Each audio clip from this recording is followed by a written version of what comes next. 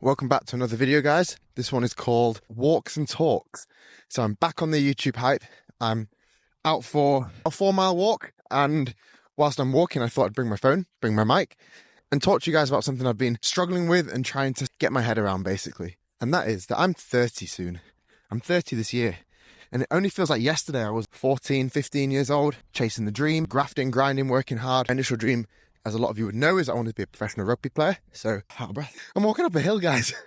I wanted to be a professional rugby player. That was my dream ever since I was quite young. So I started playing rugby when I was 3, played rugby a lot, of course. And it was all that mattered to me. It fired me up a lot when I was younger to try and be someone, do something. Now, this is going to get quite deep quite quick.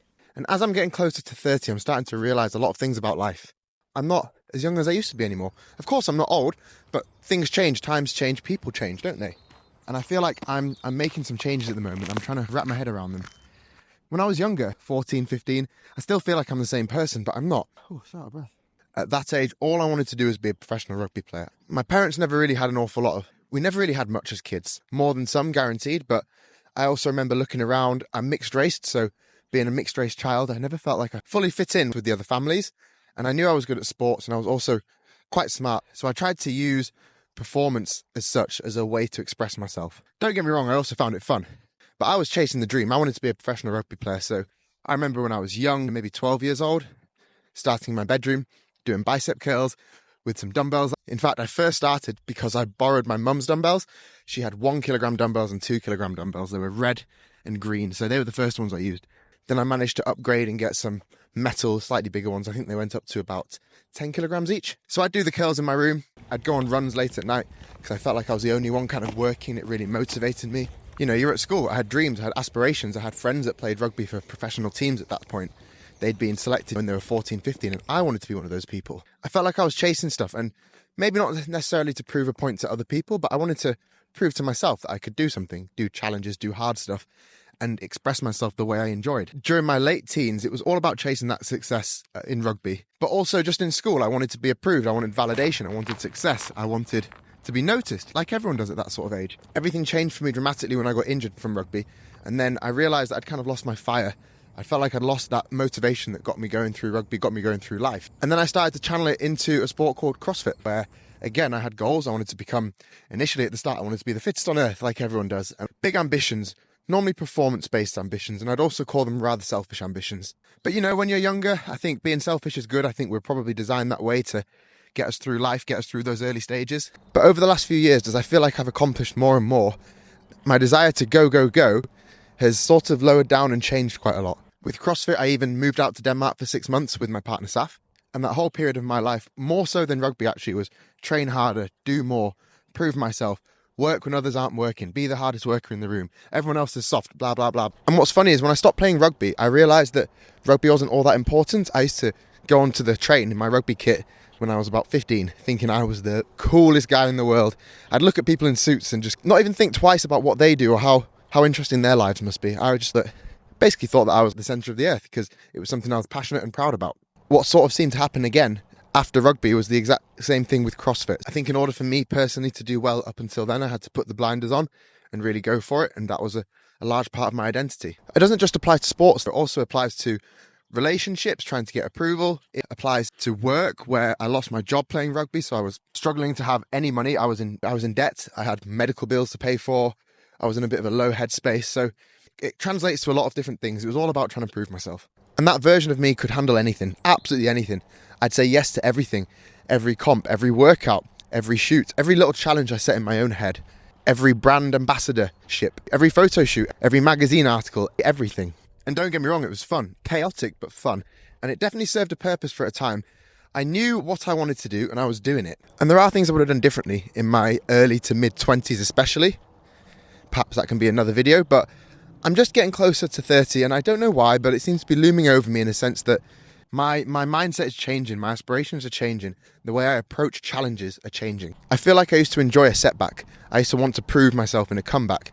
I used to want the chase, whereas now I feel like I'm choosing, not chasing. I've got this inner fire to do stuff. I always will do, and I absolutely love that part of me.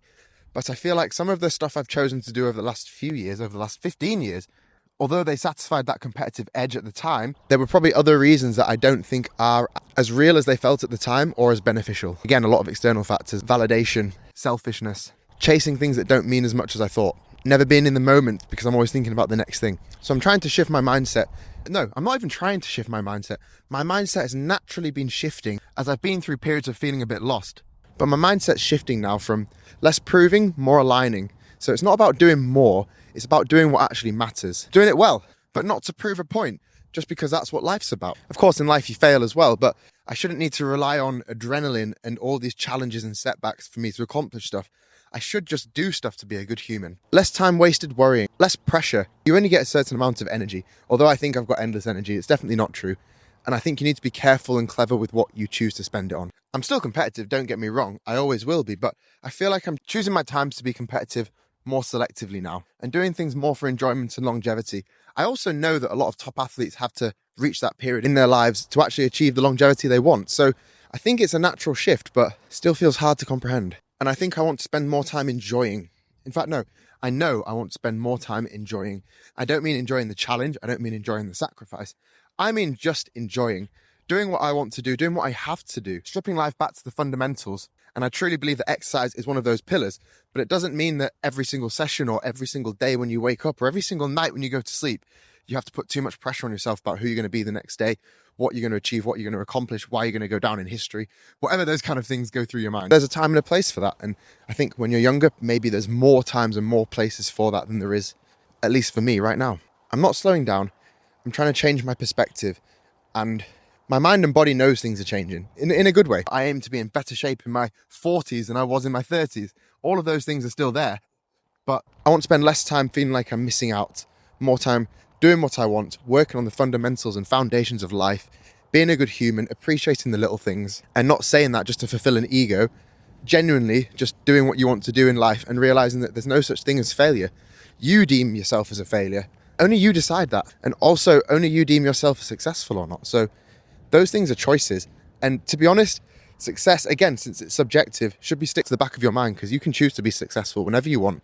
But if you put that pressure on yourself all the time, the other factors that are going to start to slip away as you start to prioritize success more could be things like happiness, relationships, health, longevity, foresight, or even being in the moment and gratitude, spending time with family, enjoying nature, enjoying quiet, spending time away from phones, really just stripping things back down to how things used to be. I've definitely not lost my edge. I'm just choosing to aim smarter now. I think when you realize, it might sound cliche, but time on earth is finite, you need to really pick and choose what you want to do with that time. And I feel like personally, if I spent all that time chasing goals, putting too much pressure on myself, worrying and sacrificing things that actually should mean a lot to every single human in life, then I haven't lived a wholesome life. So whether you feel like you're doing well in life or you feel like you're not, just remember that life's not necessarily even about those things. Life's not about those things. Life's just about living, being grateful that we got the chance, spreading good love and energy. And that doesn't just mean by helping an old person across the street.